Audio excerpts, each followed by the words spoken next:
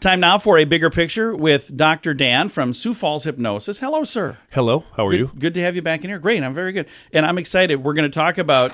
You're excited. I'm excited to talk about this. Corrective regret, because Yes. I think I might quite possibly be an expert at this. It was a term just coined in the parking lot. Nice. Here not too long ago. I like it. It's that... I hope it makes sense. That's what we're calling it now. I may What you refine were explaining to me makes a lot of sense. And like I said, I can relate to this. It could be the title of my book. this. Right.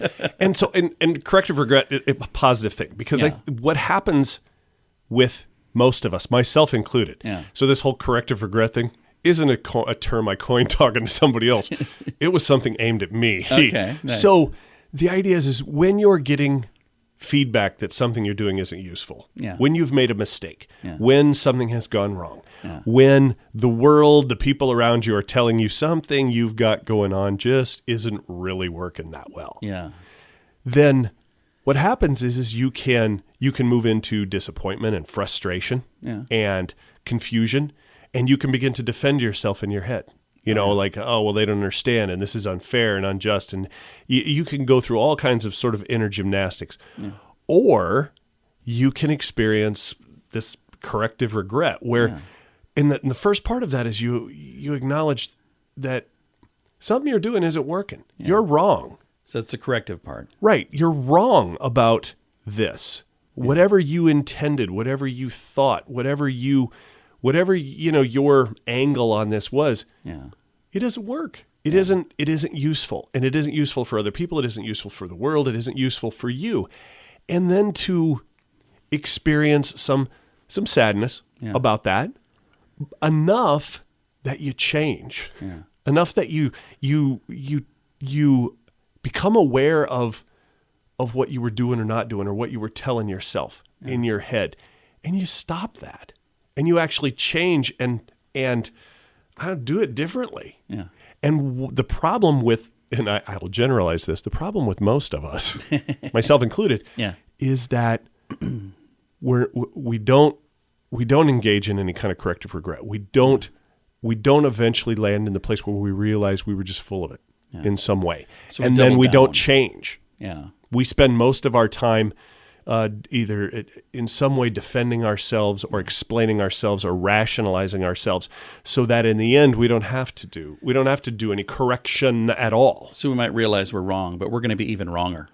Well, we may realize that something we're doing isn't working, but because of what we need emotionally, it's much more important that we defend ourselves. Yeah. It's much more important that we explain ourselves. It's much more important that we don't engage in any change at all. Yeah. But what we're doing is right and correct and necessary, and whatever we're telling ourselves justifying in our head. Yeah, we're justifying it in some way, and so we never actually change. Yeah. And this, I think, is enormous. It's I mean, I suspect that this is a life-changing idea. Yeah, absolutely. For all of us, the idea that you can comfortably and easily, that all of us need to have a way to comfortably and easily say, oh, I'm wrong about this. Yeah. I am wrong. What I'm telling myself, I'm just full of it in some significant way. And I need to put this down and let it go and engage in something different, but to do it easily, to actually enjoy that process versus experiencing it as some kind of, well, I'm being forced to, or I'll go do it anyway, or I'll just discipline my way through it, or whatever. But to actually be able to put it down, take a breath, let it go, and enjoy. I have to find a new way to do this. I'm sorry, I cut you off. No. I was just going to say I can certainly relate to this, and I can tell you, I am a keeper. I'm a collector. You can see my radios and my stuff stacked over here on the side. Yeah. Heidi is none of that. Heidi is like, you give her a gift card or a card for a holiday, where she's like, oh, that's wonderful. And it's like she would instantly throw it away. I would keep it because I'm like, oh, that's really cool that you gave me that. Yeah. And I'm like, why am I keeping this? And I don't know that she would instantly throw it away, but she's not attached to things. Well, we won't make like Heidi out that way. Yeah. No. We're not. She's not attached to things like that. Right.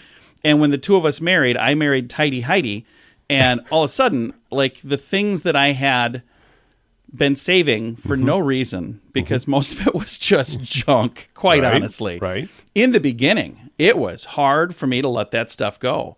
And now there are times where I'll be working on something, I'm like, I don't even need this. I'm going to just throw this away and I'm going to move on. I'm going to get a different one, whatever. Right. And so for me, the corrective regret is I wish I would have done that years ago. Instead of working on a project with a tool that's broken, because I'm like, oh, it's fine, it'll be good. And then I mess up the next 3 projects because that tool is broken. I should have thrown it away back then and got a new tool back then. But it was, this mindset of mine that, I can keep this, I can use this, I can do this, I'll make this work, instead of just letting things go. And I remember when we moved, this is a long time ago, we got a roll-off dumpster and put most of John's items in this dumpster. Yep. So I'm looking in there, that's like, a hard day. A lot of this is my stuff. And I was paying to keep some of this stuff. I'm paying to store this stuff. And the thing about corrective regret is this idea that, the reason that your relationship with Heidi was important enough to you that you could take a look at what you were doing and say, listen, this thing I'm doing isn't useful for this other person that I'm in a relationship with. It isn't useful for the couple that we are and the life and the home that we have. And that was you're like, okay, that's why I'm gonna realize that this just isn't working. I'm gonna own this. I'm gonna be responsible for this. But I think what happens for a lot of us is we're in a place where, because of what we need, because of our history, whatever, there's nothing more important than ourselves. Yeah. And if there's nothing in your world more important than you don't ever have to change a thing. Yeah, I suppose. Does that make sense? So so for people who are listening out there, if you're experiencing yourself as stuck, if there's some aspect of your life that's unpleasant that isn't changing, or you're finding yourself blocked or unable to succeed in a way you want to, or unable to achieve what you want to, and you feel yourself locked into that, there's a good chance that, first of all, you're not taking feedback, you're not experiencing any kind of corrective regret, you're not changing yourself at all.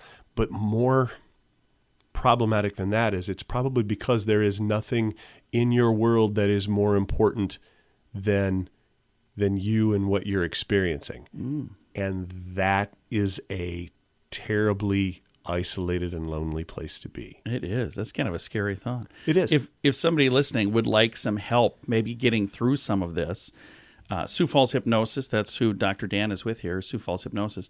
I know you guys have programs to help people quit smoking, to lose weight, but there are also things dealing with stress. Well, stress management. So if you're experiencing this as anxiety or frustration or stress, just generically speaking, but also the idea of performance improvement. There's something that you would like to be able to do better, do differently, alter your life in some way. We can look at it that way too. But you can reach us on the internet at SiouxFallsHypnosis.com, or you can call us directly at 605-702-6691.